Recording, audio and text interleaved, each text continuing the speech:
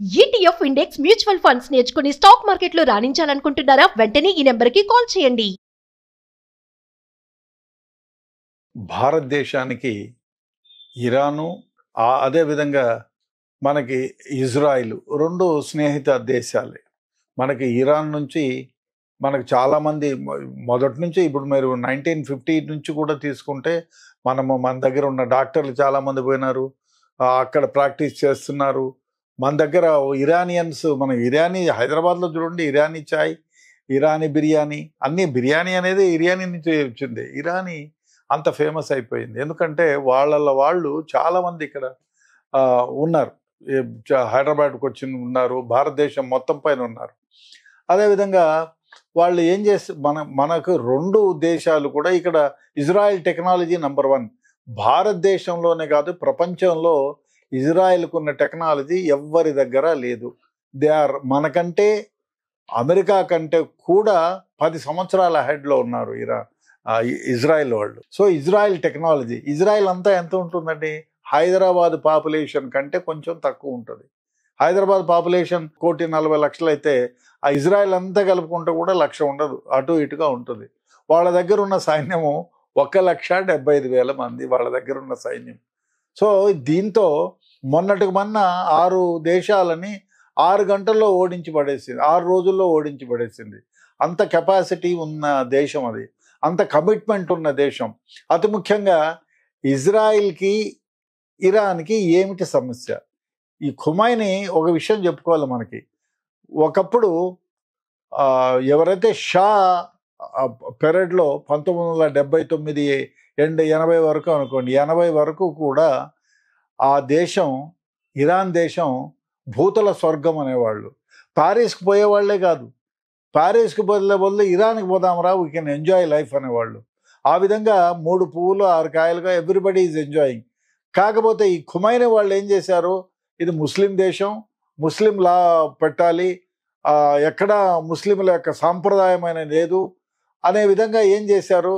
రెచ్చగొట్టి పీపుల్తో ఇచ్చేసి ఆయన్ని దించేశారు. ఆయన దేశం వదిలి పారిపోయారు. షా ఎక్కడో ప్యారిస్లోనే ఏమో ఉంటున్నారు, చనిపోయాడు. తర్వాత షా రెజ్యూమ్ అట్లా ఉన్నింది, అంత ఆనందంగా ఉండేది.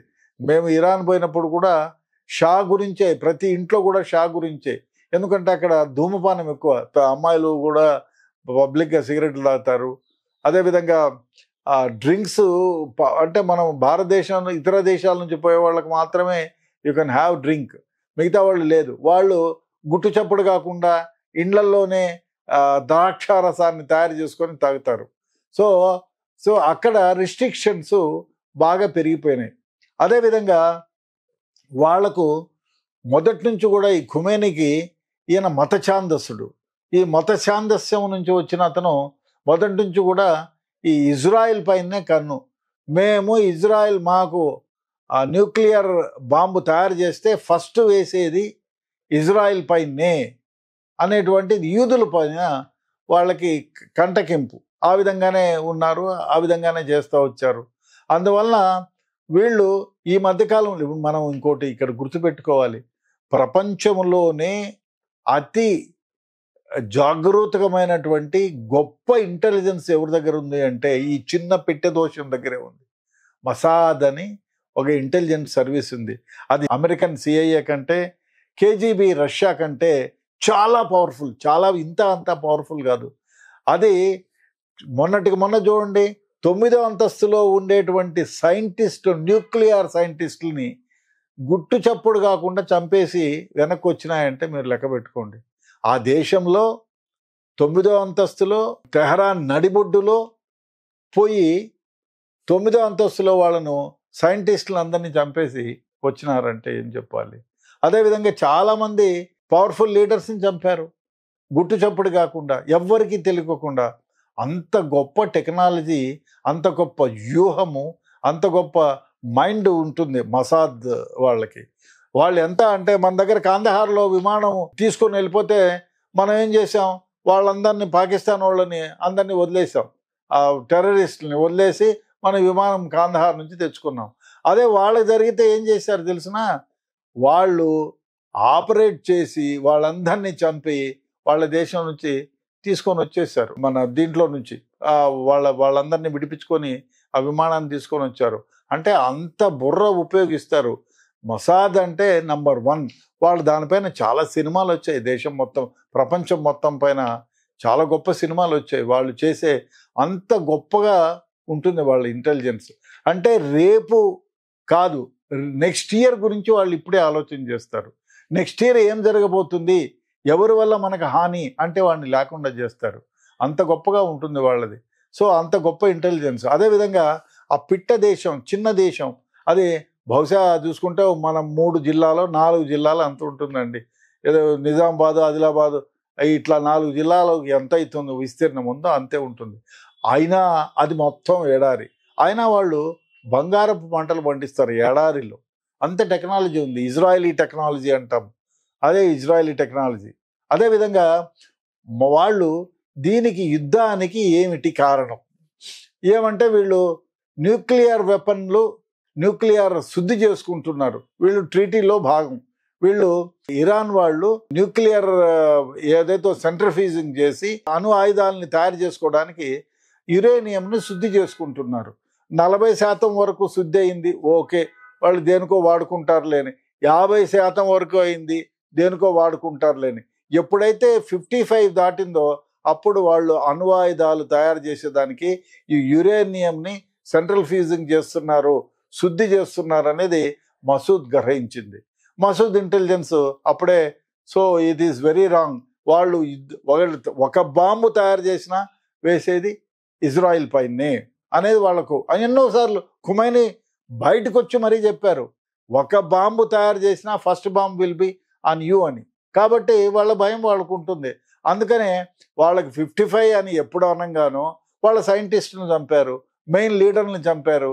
ఇప్పుడు అమెరికా బాంబులు 3 ప్లేసెస్లో యురేనియం శుద్ధ కర్మాగారాలు ఎక్కడైతే ఉన్నాయో ఆ 3 పైన బాంబు వేయకపోయినా నెక్స్ట్ టార్గెట్ చేసేది ఇజ్రాయిల్, ఇరాన్ పైనే డెఫినెట్గా. వాళ్ళు ఖుమైనీని కూడా చంపేవాళ్ళు, కానీ అమెరికన్ ప్రెసిడెంట్ వారించినారని ఆయన చంపలేదు అంటారు. మరి అది ఎంతవరకు నిజమో తెలియదు. బట్ ఏది ఏమైనా వీళ్ళు యుద్ధంలో స్ట్రాటజిక్గా ఎక్కడ కొట్టాలో అక్కడే కొడతారు. అదేవిధంగా వాళ్ళ దగ్గర అత్యాధునికమైనటువంటి మనకు అంటే ఇది ఉన్నది వాళ్ళ దగ్గర, ఆ మిసైల్ టెక్నాలజీ. వాళ్ళు మిసైల్ వేస్తే దాన్ని యాంటీ మిసైలింగ్ ద్వారా నేల రాసేటువంటి టెక్నాలజీ వాళ్ళ దగ్గర ఉంది. ఆ విధంగా వాళ్ళు యుద్ధాల్లో అంటే వాళ్ళు 1948లో పుట్టినా ప్రతిరోజు యుద్ధంలోనే బ్రతికినారు. అందువల్ల యుద్ధ యోచనాలు వాళ్ళకి ఎక్కువగా ఉంటాయి ఇజ్రాయెల్కి. అందువల్ల ఇజ్రాయెల్ ఇంత దేశమైనా 57 దేశాలు మూకుమ్మడిగా వచ్చినా గడగడలాడించేటువంటి కెపాసిటీ. అందువల్ల ఇప్పుడు ఏమైంది, ట్రంప్ 3 న్యూక్లియర్ వెపన్లు తయారు చేసే ప్రదేశాల్లో బాంబింగ్ వేశాడు. తర్వాత ఇంకా యుద్ధాన్ని ఆపు చేయమన్నాడు. ఆపు చేయమన్నా కూడా ఇజ్రాయెల్ అయితే కొంత ఆపింది, బట్ ఇరాక్ అయితే ఆపలేదు, ఇరాన్ అయితే ఆపలేదు, వచ్చి మళ్ళీ బాంబింగ్ వేసింది. ఇప్పుడు ప్రస్తుతం కొంత కామ్గా ఉంది. బహుశా ఏం జరుగుతుందో తెలియదు. మళ్ళీ స్టార్ట్ చేస్తారా? ఇప్పటికే 2 దేశాలు చాలా వరకు నష్టపోయాయి. వీళ్ళ దగ్గర ఉన్న చాలా వరకు అమ్యునిషన్, ఆర్మ్స్ పోయినాయి, వాళ్ళ దగ్గర పోయినాయి. ఏది ఏమైనా ఇప్పుడు ఇంకో వ్యవహారం ఏమంటే, మనం ముఖ్యంగా గుర్తించాలి, ఇరాన్ దేశంలో స్త్రీలు చాలా ఇబ్బంది పడిపోతున్నారు. వాళ్ళకి ఇంత క్రితం అంటే 1980కు ముందు ఎవరు మాంతో ధరించేవాళ్ళు కాదు. మాంతో అంటే గుడ్డ లాంటిది, లాంగ్ గౌను, అది వేసుకునేవాళ్ళు కాదు. ఫ్రీగా ప్యాంట్ షర్ట్ వేసుకొని తిరిగేవాళ్ళు. అది లేదు. ఖుమైనీ వచ్చిన తర్వాత చాలా ఆంక్షలు పెట్టాడు. ఆంక్షలు పెట్టి 2020లో సోషల్ పోలీసింగ్ అని పెట్టాడు. సోషల్ పోలీసింగ్ పెడితే ఎవరైనా జుట్టు కనపడేటట్టు, మాంతో అంటే దాన్ని ఏమో హిజాబ్ కట్టుకునేటప్పుడు మాంతో అంటారు. అది బయట జుట్టు కనపడితే వాళ్ళను మారల్ పోలీసింగ్ వాళ్ళు పట్టుకొని కొట్టి కేసులు పెట్టి అంతా చేసేవాళ్ళు. ఒక అమ్మాయిని కొడితే చనిపోయింది. దానిపైన ప్రపంచ దేశాలన్నీ ఏకమై గొగ్గోలు పెట్టాయి. సో అంతా ఇది. తర్వాత మారల్ పోలీసింగ్ని 2022లో తీసేశారు. వాళ్ళు చేసిన పనికి ప్రపంచం అంతా నివ్వెరపోయింది. సో ఖుమైనీ మత ఛాందసవాదం ఎక్కువైపోయిందని ఆ దేశం మొత్తం కూడా ఇబ్బంది పడే వ్యవహారం. అట్లాంటప్పుడు ఇప్పుడు ఈ ఈ ఈ వ్యవహారం జరిగిన తర్వాత ఖుమైనీ ఉన్నాడా అంటే చాలామంది సైంటిస్టులు చంపేశారు, చాలామంది లీడర్స్ చనిపోయారు. అదేవిధంగా న్యూక్లియర్ ఎక్కడైతే తయారు చేస్తున్నారో ఆ కేంద్రాలన్నీ కొట్టారు. సో కేంద్రాల పైన అమెరికా బాంబేసింది. ఇప్పుడు ఇరాన్ వీధుల్లో స్త్రీలు మాంతోబుని ఎగరేస్తూ హిసాబ్ను ఎగరేస్తూ ఉత్సవాలు జరుపుకుంటున్నారు. చాలామంది అగెనిస్ట్గా ఉన్నారు. ఎందుకంటే ఫ్రస్ట్రేషన్ అంటే ఒక దేశంలో ఫ్రీగా తెరిచిన వాళ్ళని మతం ఛాందసం పేరు మీద అనగదొక్కడం చేసింది కాబట్టి ఇవాళ స్త్రీలందరూ బయటకు వచ్చి హ్యాపీగా ఫీల్ అవుతున్నారు, ఈ రెజ్యూమ్ పోయింది అని. ఇంకో విషయం ఏమంటే ఈ యుద్ధంలోనే ఈయన్ని ఎక్కడో దాచారు ఖుమైనీని, అయినా కూడా చంపేశారు అనేటువంటి ఒక వదంతి కూడా వ్యాపిస్తుంది. ఇంతవరకు బ్రతికే ఉన్నాడు అనుకుంటున్నారు అందరూ కూడా, నిజమే అయి ఉండొచ్చు. బట్ చాలా వరకు కూడా ఖుమైనీ చనిపోయి ఉంటాడు, ఎందుకంటే బయట చెప్పటం లేదు అనేటువంటిది ఒక వ్యవహారంగా జరుగుతుంది. ఏది ఏమైనా ఈ యుద్ధం రెండు దేశాల మధ్య యుద్ధమే కానీ చాలా దేశాలకు ఇది ప్రాపగైంది. ఇది ట్రంప్కి కూడా ఇబ్బందికరమైన విషయమే. యుఎస్లో కూడా చాలామంది ట్రంప్కి అగెనిస్ట్గా ఈ యుద్ధం అవసరం, మన దేశం సంబంధించింది కాదు, యుద్ధం చేయకూడదు అనేటువంటిది ట్రంప్కి కూడా కొంచెం సెగదిగిలింది. చాలామంది ప్లే కార్డు పట్టుకొని రోడ్లపైన కూడా తిరుగుతున్నారు. కాబట్టి ఇది ట్రంప్కి కూడా ఇదే ట్రంప్కి కూడా కొంచెం ఇబ్బందికరమైన వ్యవహారమే. ఎందుకంటే వాళ్ళకి సంబంధం లేని యుద్ధం, ఎవరి కోసం, యూదుల కోసం ఆయన ఈ బాంబింగ్ చేయాల్సి వచ్చింది. సరే, ఏది ఏమైనా ఈ యుద్ధం ఇంతటితో ఆగితే పర్వాలేదు.